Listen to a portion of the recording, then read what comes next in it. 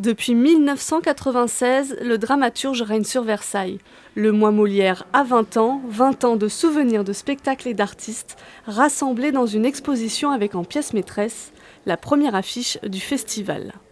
Elle a été réalisée par un étudiant de l'école des Beaux-Arts et elle a donc été reprise pour les deux premières éditions, 96 et 1997, et elle figure le portrait de Molière, qui est évidemment le personnage emblématique qui a constitué le cœur de ce premier festival.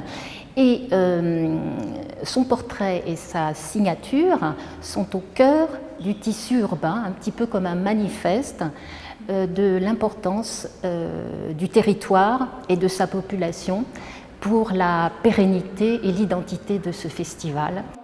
Pas de suivi chronologique, les temps forts sont présentés de manière thématique. L'histoire du festival se découvre à travers costumes et masques de compagnie en résidence, mais aussi ses sites.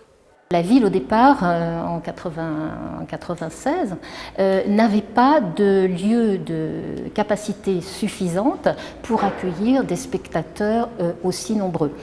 Et à partir de 1998, l'aide du château a été extrêmement importante puisqu'il a mis à disposition de la ville la cour de la Grande Écurie, qui est devenue vraiment sa cour d'honneur, une sorte d'épicentre en fait du festival, dans laquelle les plus grands spectacles, en majorité d'ailleurs gratuits, sont présentés. L'exposition est à découvrir jusqu'à la fin du mois de septembre. Le mois Molière écrira ensuite un nouveau chapitre de son histoire.